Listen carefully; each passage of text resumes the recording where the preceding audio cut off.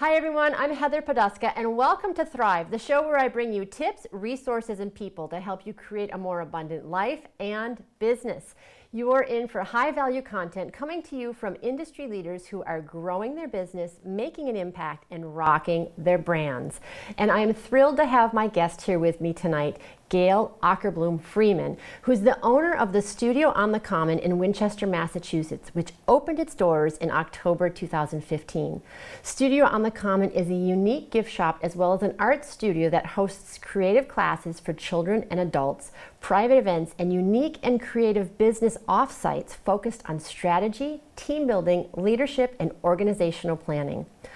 Prior to founding the Studio on the Common, Gail was the Vice President of Strategy and Communications for the Cambridge-based Institute for Healthcare Improvement, a $40 million nonprofit committed to improving healthcare safety and quality around the world. Gail has over 25 years of experience in strategy, brand, marketing, and communications for companies like RSA, EMC, and Microsoft. Gail currently serves on the board of the Stella Rosie Foundation, an organization dedicated to providing housing and schooling to promising students in Uganda who couldn't otherwise have the opportunity for higher education. And I am thrilled to have Gail with me here tonight. Welcome. Thank you so much for joining me. Thank you for having me, Heather. Wow, that's quite a resume. And now you're doing an art studio in Winchester, but you've had some pretty significant other career opportunities in healthcare. So how did you get so involved with healthcare? Well, I actually started out in technology. So I started out, I went to Boston College and I started at a company called Kronos, and I was the 25th employee at a company that grew very rapidly and became a very successful company, and I got to learn probably every side of the business being there. And then from there, I had the opportunity to work at Ziff Davis, which was a huge special interest publisher. They published PC Week, PC Magazine. Wow. And I got the opportunity to interact with a lot of high-tech companies in the roles that I had there. And I eventually ended up in internet security at RSA and doing marketing strategy, communications, and brand. And it was serendipity that landed me into a role at the Institute for Healthcare Improvement, where they were looking for help with their brand strategy and marketing. They were very successful and ready to kind of grow to the next level. So that's how I ended up in healthcare. Wow, so you've got this healthcare connection, you have the technology connection, and now with the studio, you have this art connection. So where did that come from? So what I found in all of the roles that I've had is that there's a certain quality that that I find in employees, that I found in approaches to problems, and I think at IHI I saw it the most poignantly, which is a sort of sense of optimism and creative thinking in approaching problems. So IHI has a great reputation for taking a seemingly intractable problem and applying some good systems thinking and some innovative brainstorming approaches and collaborative approaches to find solutions that haven't been found before and that are affordable and actually have very measurable impact. So for example, in hospitals today, people used to die of central line infections. They used to die of ventilator-associated pneumonia. And IHI thought, well, why does that have to happen all the time? Why is that so prevalent? And they took a Deming-like systems approach, and Deming transformed manufacturing in Japan and applied it to these problems and realized that if you did a certain set of things reliably, they tended to look for bright spots. They looked for the places where people had very low levels of these deaths from pneumonias or central line infections. And they learned that if you applied a systems thinking and you found exactly what it was that could improve a patient's ability to resist the kinds of things that could happen that could lead to death, then maybe they could put together a bundle that if they could spread that, those kinds of incidences would go down. And so they actually sought to save 100,000 lives and cooperating with a lot of hospitals did that. So I watched them over and over tackle problems that everybody thought couldn't be solved. And at the center of it was taking a pragmatic approach, but also being sort of undaunted by the fact that this is a problem. If there's anywhere that there's a bright spot where progress is being made, then let's really go there and examine that and figure out what the components are and then apply that in other places. Wow, I love that. And you talked about vision. You know, having a vision that they really were motivated. And I think that makes a really big difference to have a goal in mind to really accomplish that. That has that driving force behind it.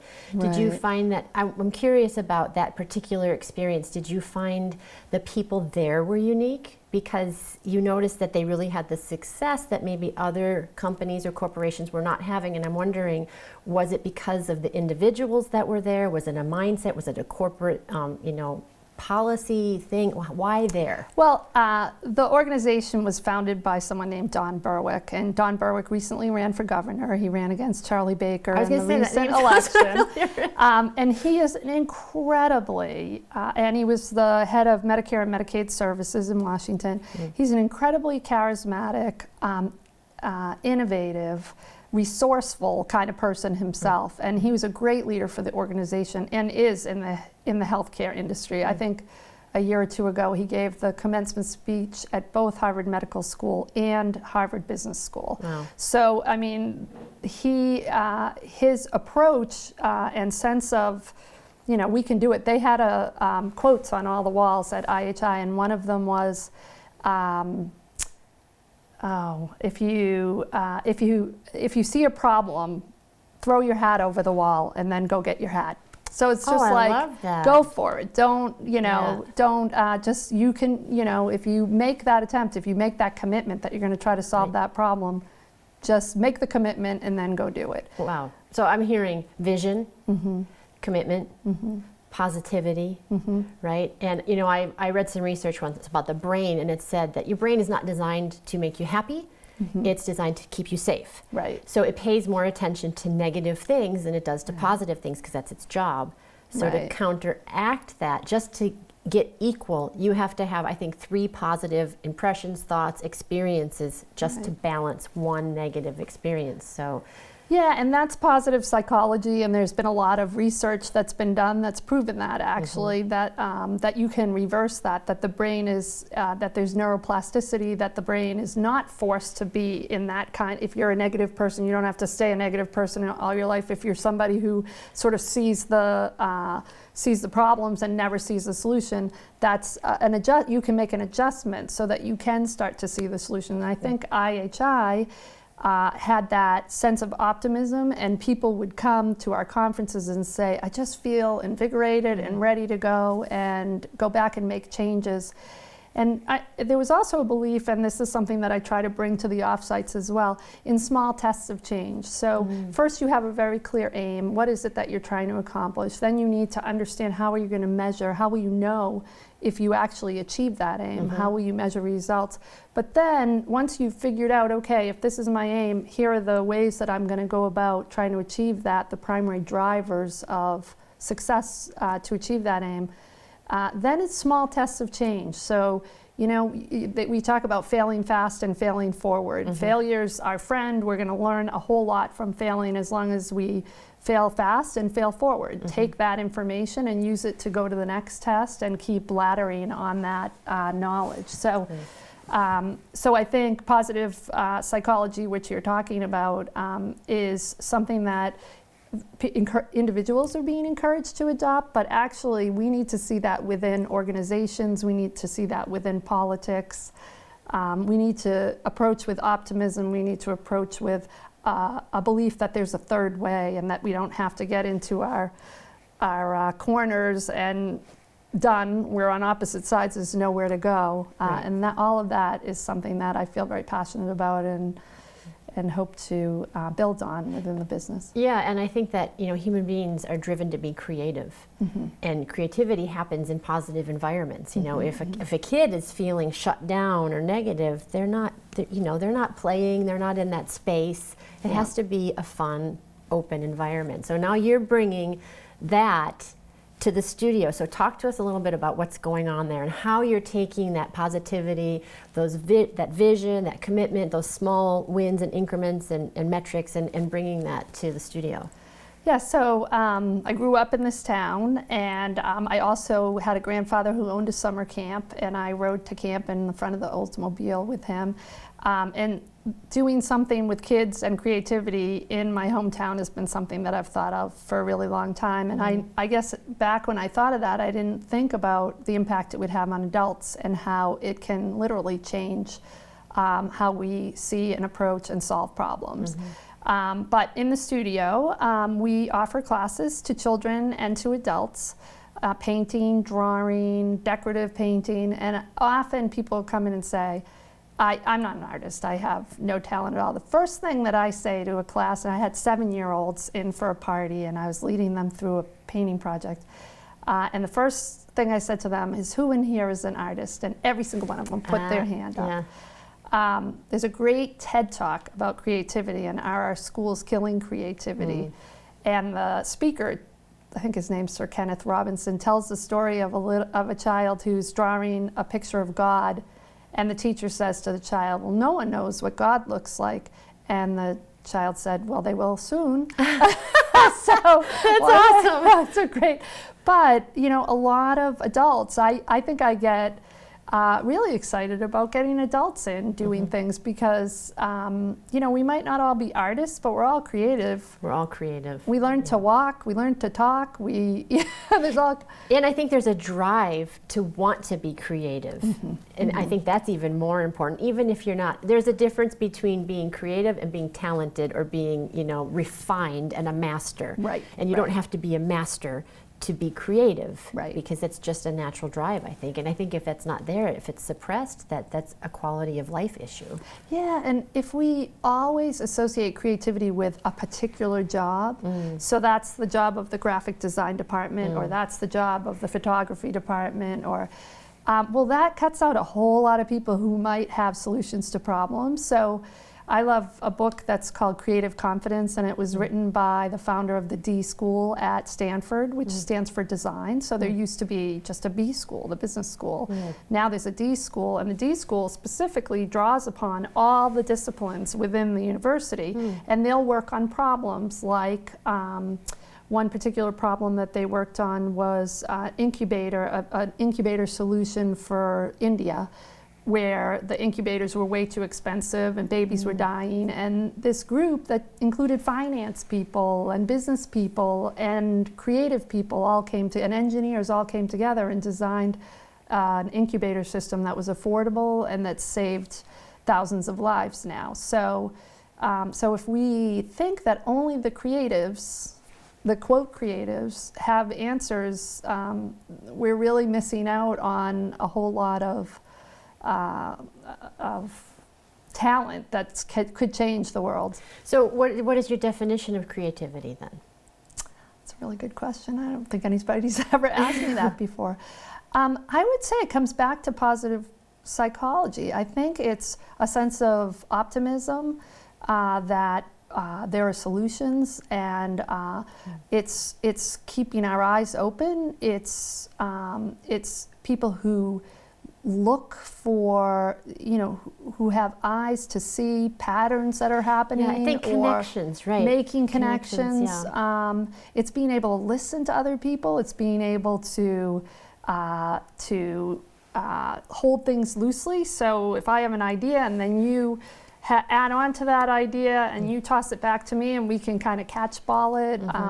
So I think it's really a kind of openness and confidence in this sort of innate ability that we all have that's gotten us to be able to do amazing things. Yeah, and I would add to that structure and systems, because you're talking about at IHI, and I was thinking of Mozart the whole time because everybody thinks he's this creative genius, but it was the classical period, and it was a lot about structure. Yes. And how things fit together. Yes. So you have to have both.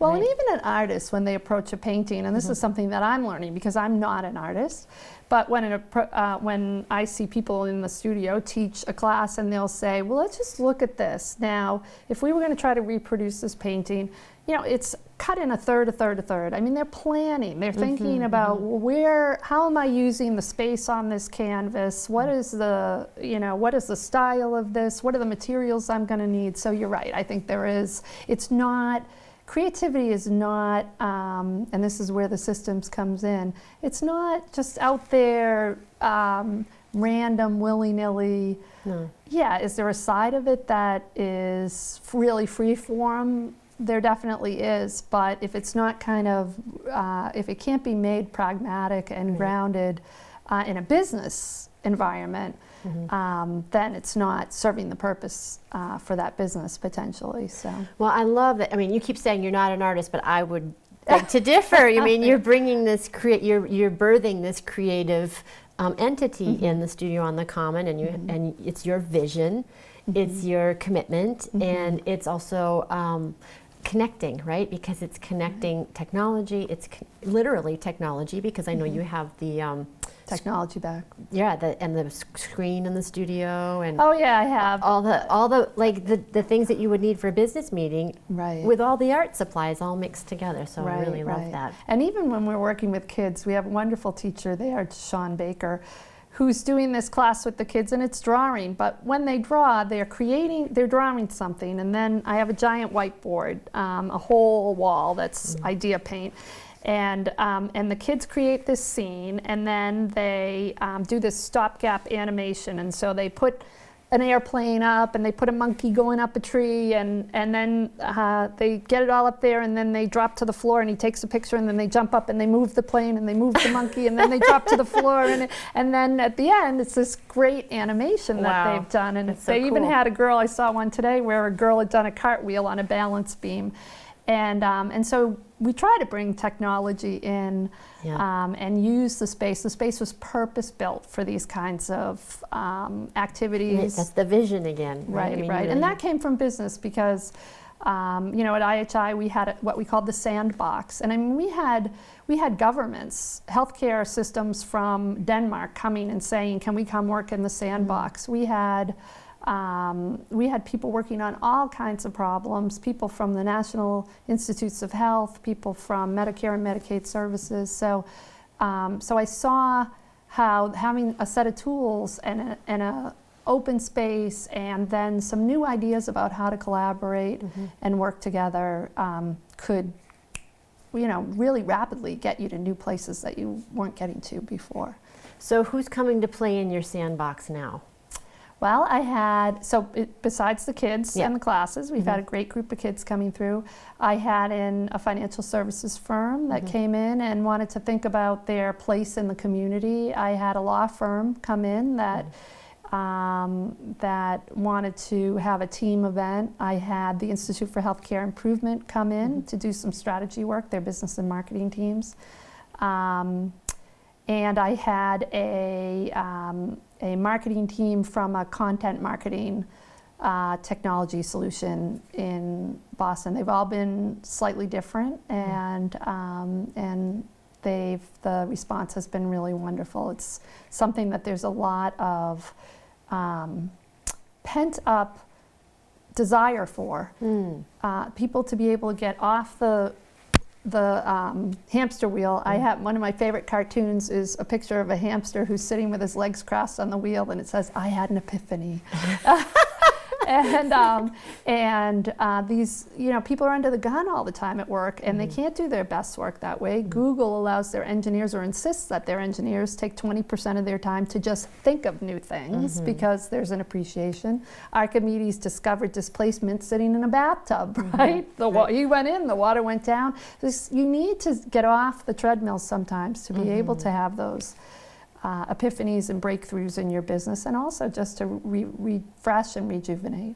Yeah, so that would be a great tip for people who who can't come to the studio, just to create that space in their lives. Right. And I always say, if it's not on the calendar, it's not happening. Yeah, you're right. So you have to schedule that time for yourself to be creative and to think. And I've heard a lot of really successful people say one of their biggest luxuries is to think. I think it was Sarah Blakely, is she the CEO of Spanx? Yes. That's one of her biggest luxuries is Right. to think, So Right. I love that. And you're leading the way of this sort of new wave of creativity and problem solving. So as a leader, I know that you are always investing your time in leadership development, and you've done some training in that. And Yes. along with that positive psychology, there's sort of a new twist on how people are seeing and viewing leaders and leadership. So talk to us a little bit about that.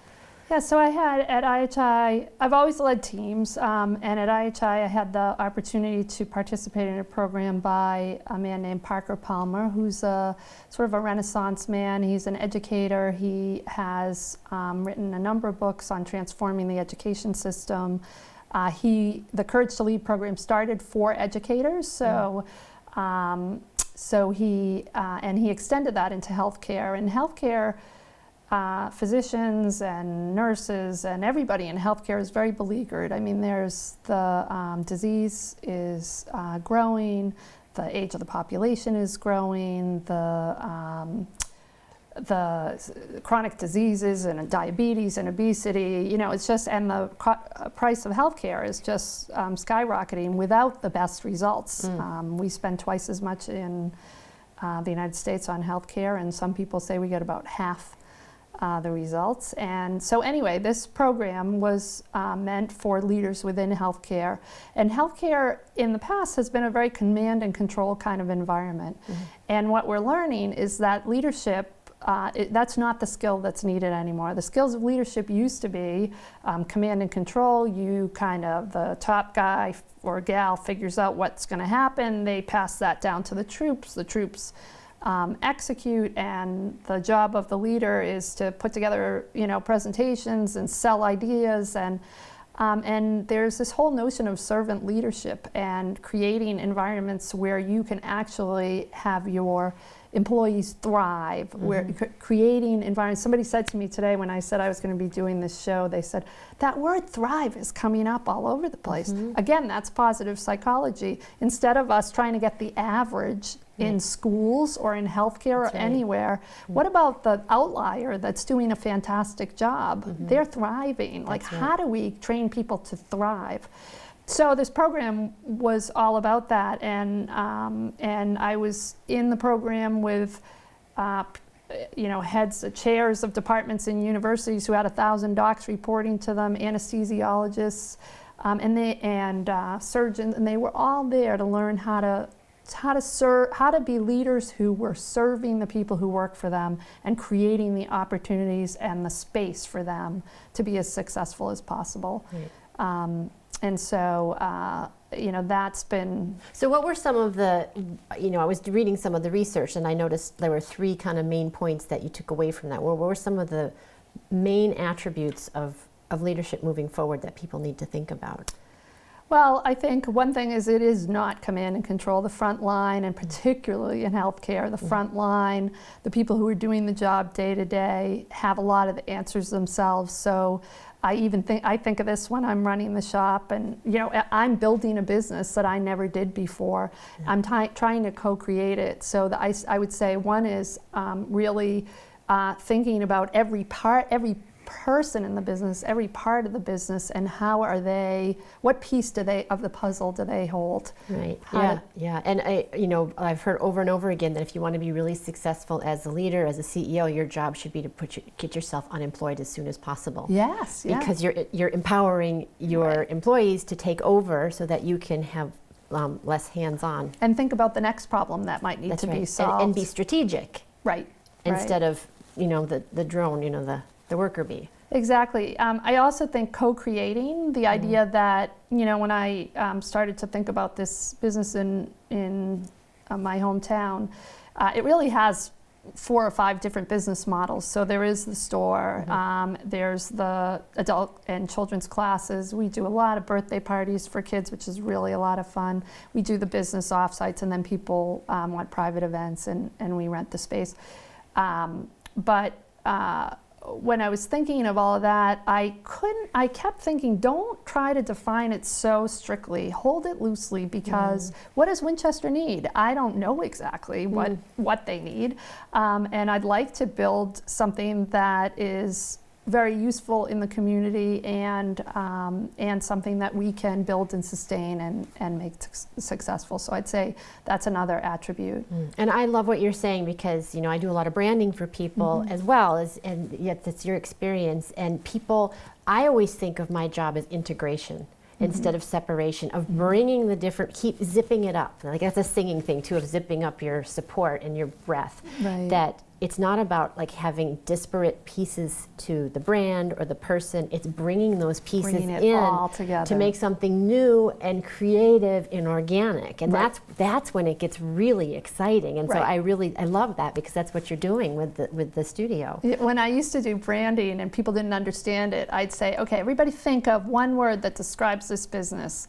And now let's all say it at once. 1, 2, 3, and 20 million words would come out. But if we all say the same word, it has so much more power. I brought something, if I could share it. Is there time? Yeah, sure. So this was sent to me by the head of the program, Courage to Lead, and it's about leadership, and it's called The Contract. And a lot of times in offsites and in that program, they'd start with poetry, because poetry gets you out of your day-to-day very effectively and very quickly. Because when you get a team together and you don't have a lot of time with them, you want to sort of create a new space right off the bat. But I just think this captures it so beautifully. It's called The Contract, a word from the lead. And in the end we follow them, not because we are paid, not because we might see some advantage, not because of the things they have accomplished, not even because of the dreams they dream, but simply because of who they are, the man, the woman, the leader, the boss, standing up there when the wave hits the rock, passing out faith and confidence like life jackets, knowing the currents, holding the doubts, imagining the delights and terrors of every landfall, captain, pirate, and parent by turns, the bearer of our countless hopes and expectations. We give them our trust, we give them our effort. What we ask in return is that they stay true. And that was by William Ayod. But it's basically, provide that environment where the best of people can emerge and be supported and come to fruition in whatever the effort is that they're working on. Yeah, but also I think it demands that you be a leader, right? That they're buying into you as a human being, not just as the brand, right? It's your integrity, your authenticity, your courage. I was just talking to someone the other day, and I said, if leadership came without criticism, there'd be a lot more chiefs. Yeah, right. So I was thinking of that when you're talking about the waves hitting the rock. It's like it's a decision, and a commitment. And what I also love about what you're talking about, and it's woven into everything you're saying, is your commitment to the community. And I know that you grew up here. You could have opened this studio in downtown Boston. You've brought it back to the burbs, and your community, your family has grown up in this community, and you have, Mark Ockerbloom, right? He came right through this studio and is now gone on to other things that are more dynamic, and not that this isn't dynamic, but but he got to start here, and now he anchors the Fox News and has very fond memories of starting out in Winchester at WinCam. Well, Winchester is a lovely place with lovely people like you, and I'm so happy that you were my guest tonight. Oh, thank you so much. Well, I'm thrilled to have been here. I'm so happy, and I want to acknowledge you for bringing this to Winchester, for stepping up and being a leader, for sharing your vision, and for bringing the technology and the artistry together to create something new, and for creating a space that is not carved in stone but is fluid and organic, and listening to the community to be of service. And that is the mark of a true leader. So I really want to acknowledge you for that. Oh, thank you. It's my privilege to do it, really. Yeah. And then I always ask my guests, in this moment, as we're communing together and sitting here, just in this moment, what are you most grateful for?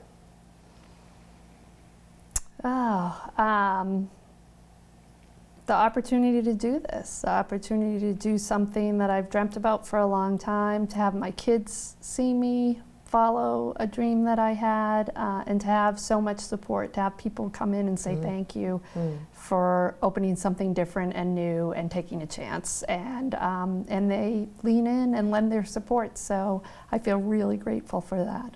That's wonderful. Yeah. And I'm grateful for you for being here. Thank you so much. Thanks. And I'm grateful for the audience for joining us as well. Thank you for your time. And until next time, here's to hitting all your high notes. Take care, everybody. Bye-bye.